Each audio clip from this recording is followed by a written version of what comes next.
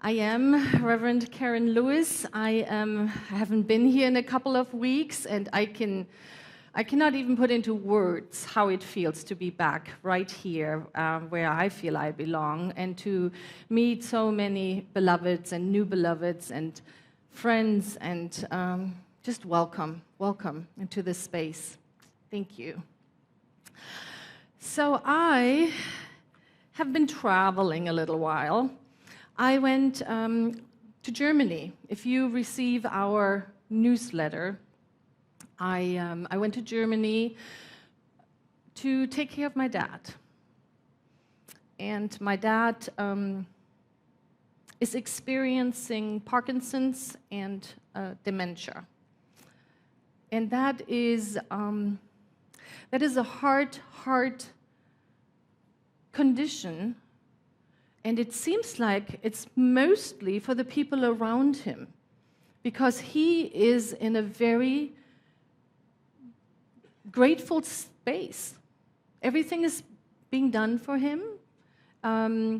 He is well taken care of by his wife, and she had to go away to remember who she was, because taking care of someone every moment of the day is a very, very challenging proposition. And I know we have several members in our community who do it, who have been doing it for a long time. And so I would want us all to just take a moment and send some love to all of us who are taking care of another. Can we do that? Yeah. Thank you for that. Thank you. And then when I came back, I flew back on Sunday night. On Thursday, I went up to Denver to facilitate a women's retreat with my friend and mentor and beloved, Reverend Dr. Michelle Medrano, who was the senior minister here for 17 years, and she's sending her love, and she's looking forward to being here with all of us in October. And so I see people clapping already. Yes, she's coming in October. She is the lead minister in the biggest centers for spiritual living in all the world, and that happens to be in Denver, Colorado.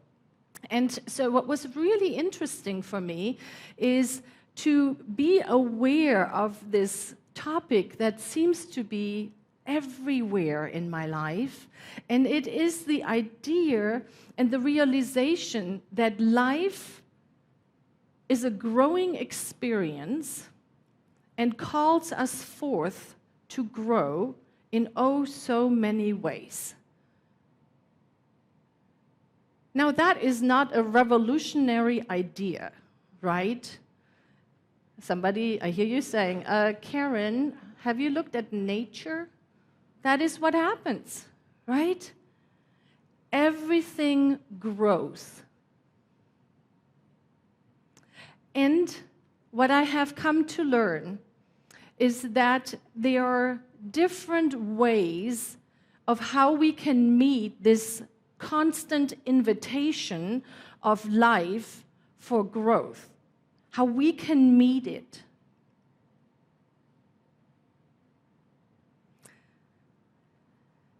And it's a big topic, and so we're going to speak about this for 2 weeks.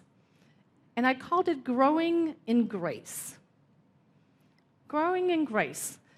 And I just want to say that all the pictures you see today, I took myself, so I'm particularly proud of them. So we are in the months of growth. We have an overarching annual theme, which is celebrating our spiritual awakening. And every month, we have a different topic, a way that we're looking at it. And this month, the topic is growth. Now, how I came up with the idea to schedule a trip to Germany in a month when our topic is growth, I do not know. However, I remember when we sat down and visioned, I had this idea of, ease and grace and There's that beautiful saying that they say is from the Talmud, that growth is every blade of grass has an angel that bends over it and whispers, grow, grow. That was the vision I had.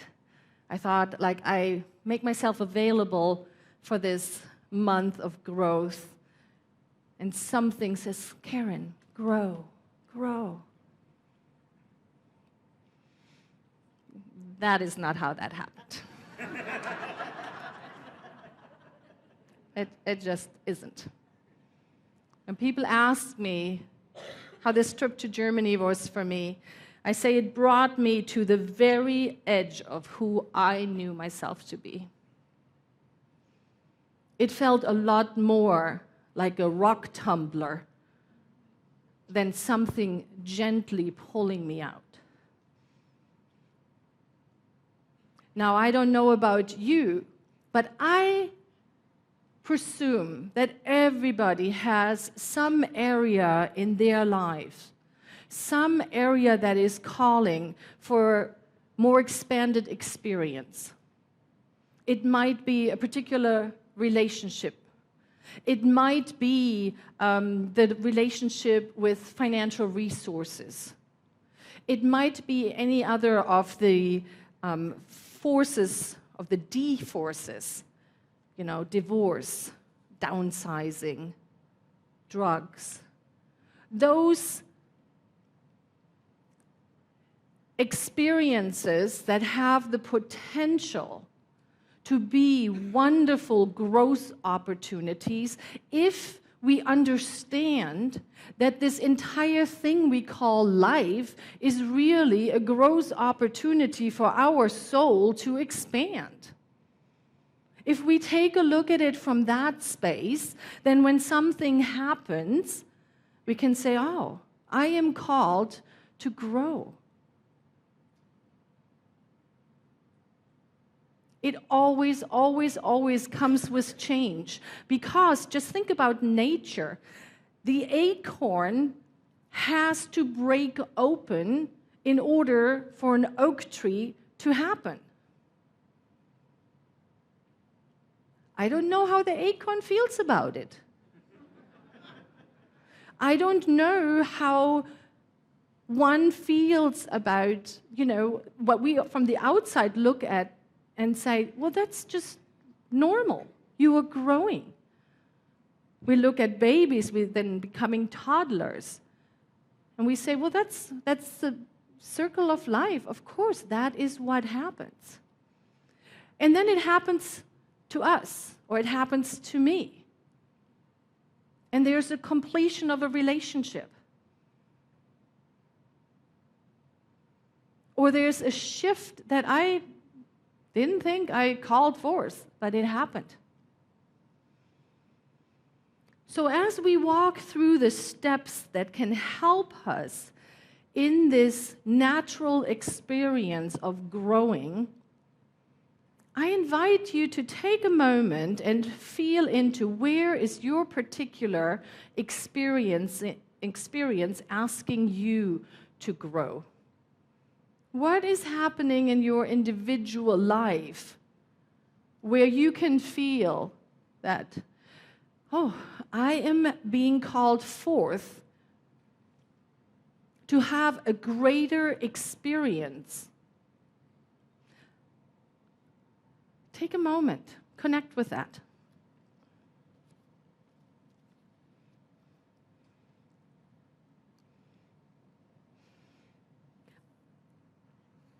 I love how we say that in our new partner ceremony, when we say one of the most satisfying of human experiences is to become aware of our deliberate effort towards self-enfoldment. Because what that says is, in our DNA, somehow built inside of us, is this urge, is this desire to grow, to know more, to make room for that, what we call God, to have its being through us.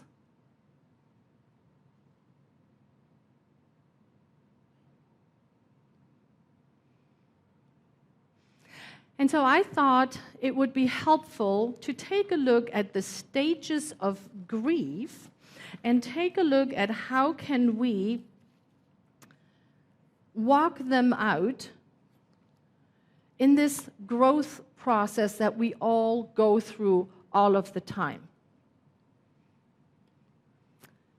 As you might know, the first stage is denial.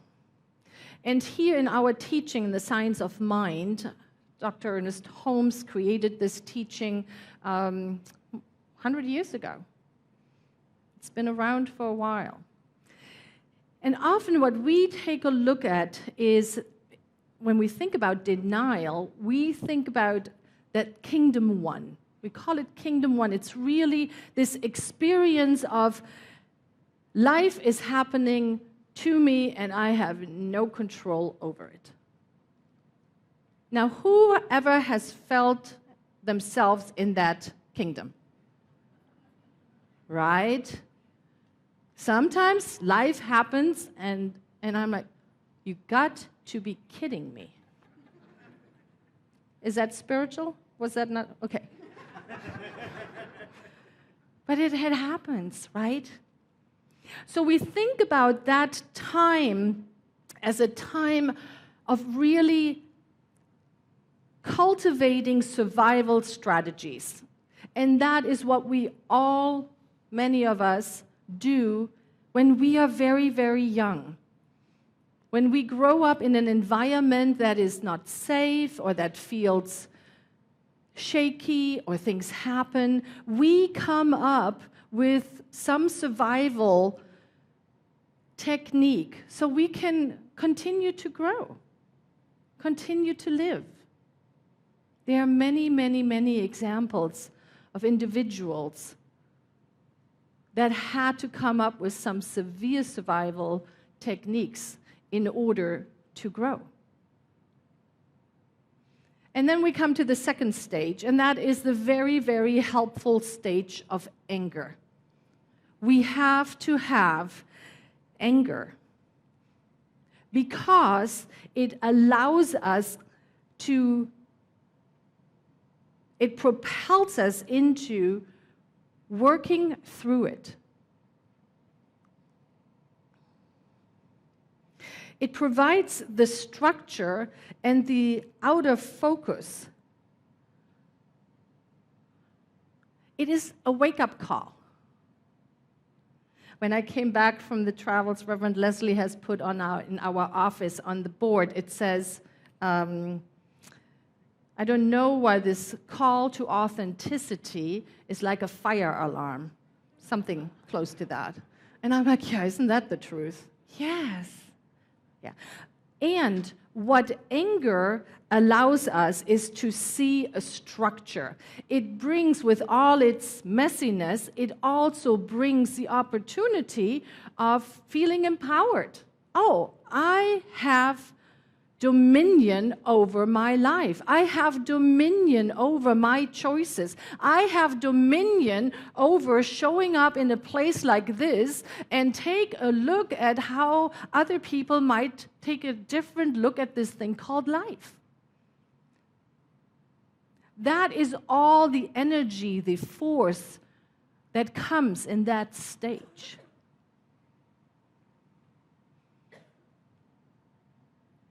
It is often brought forth when we have this feeling of this should not be this way. And when I was in Germany and when I was caring for my dad, I had several moments where I felt like this should not be this way. And it is. Life is.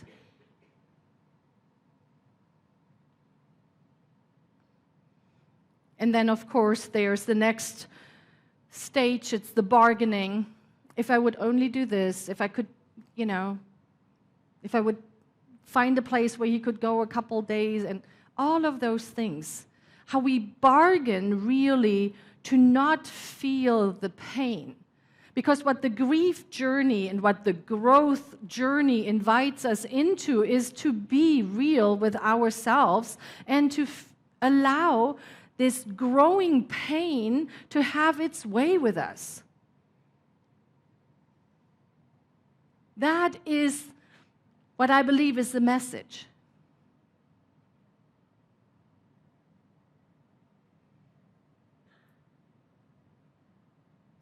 And then there's the stage of depression. And I love how that stage in the grief work really asks, is this right to be depressed about whatever happened? And of course, when we lose a beloved, when something changes that we didn't anticipate, when life happens forcefully to us, there's a time to be depressed about it. That is what the grief work is. When we take a look at these stages for our overall life, we can ask ourselves, okay, is that what I might call the original wound having an effect on me today? And if that is the case, is it time to lay it down? Let me share something with you. I think I shared in this community before that I was supposed to be a boy. There was no provisions made for me to show up as a girl. None. There was already a girl. My father loved soccer, hence I was supposed to be a boy. And it wasn't just one of those things, oh, okay, she is not a boy, we are all fine. No. All through my childhood, every time somebody visited, every time on my birthday, my father calls me and says, not anymore. That's one of the things that actually stopped.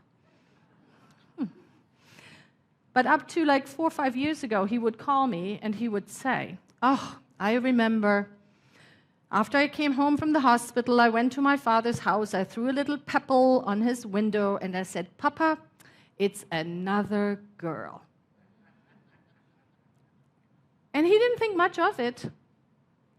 For me, it was a constant reminder that who I am was not desired.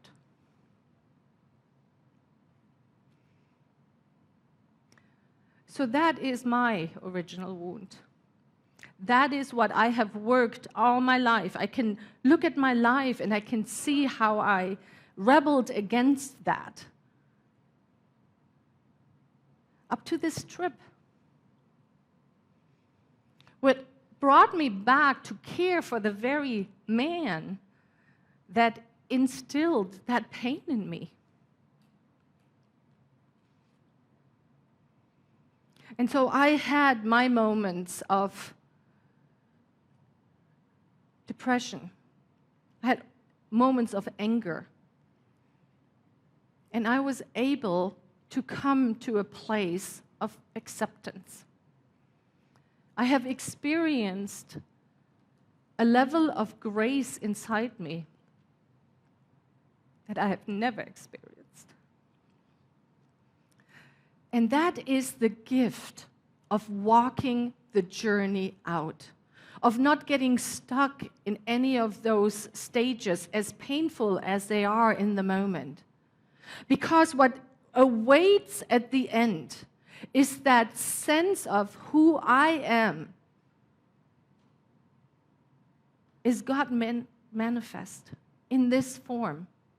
Who I am is whole, is perfect, is complete. And that is not just the truth of me, that is the truth of everybody in this, who can hear this message and anybody who doesn't. Everyone. There is not a mistake made when we were brought into existence.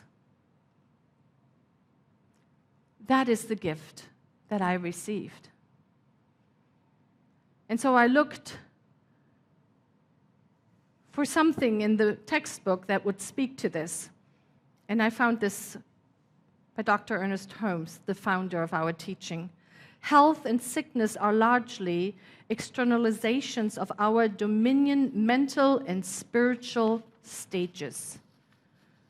So what that means for me is that not what happens in life, because life happens, but how I react to it, how I approach it, how I am willing to let go of my preconceived notions and just look at what is.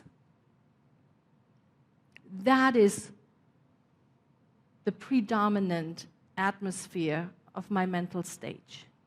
And that is what we are invited in here when we come together, to pull ourselves up into that higher realm of higher consciousness, of seeing, of accepting. One time I heard one of my favorite mentors, Dr. Edward Van Loon, say, "You want a curriculum in higher consciousness living? You wake up in the morning, you go to the mirror, class has started." Love that. Love that. What is the secret sauce, you might ask? And what I have come to learn is that which makes it easier to walk this path is grace. It's grace. That which is given generously by Source, by Spirit, by God, all of the time. And grace takes time. It takes time. And so I like to close with this quote of Dr. Ernest Holmes. Grace is the givingness of life, and that certainly is given automatically, but we are only saved by using it. The self must raise the self by the self, because the self is God. And that is the very center of our teaching. Each of us is an individualization of God, of Spirit, of Source. And so the invitation for this week is then, where can I notice it? Where can I be a little bit more open to notice it? For some it is in nature. For others it is when we look at a beloved, when we are with our animals.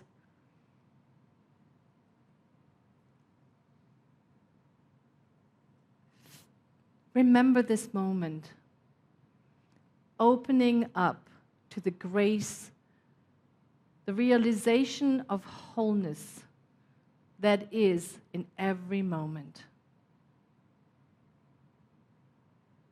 And the way we anchor it here is with prayer. Please join me. As we take a breath, I invite all of the practitioners and ministers of this teaching, please stand with me. As we take a breath, as we recognize that there is one power, one presence, that there is one life, and this life is good, and this life is my life now. And as I know this truth for myself, I know this truth for every beloved. For those people who call this center their home, for those people who are visiting for the first time, for those people who are somewhere in between, and especially for those beloveds who stepped into partnership.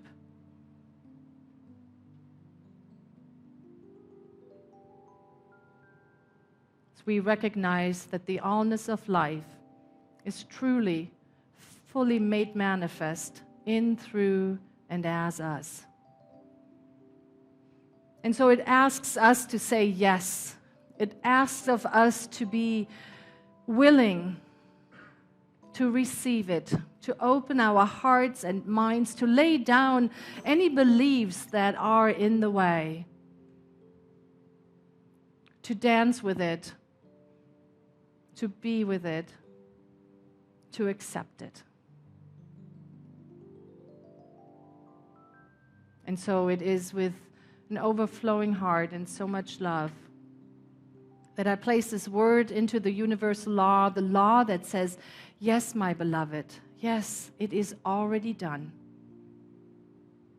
And we anchor this truth as we say, and so it is, amen.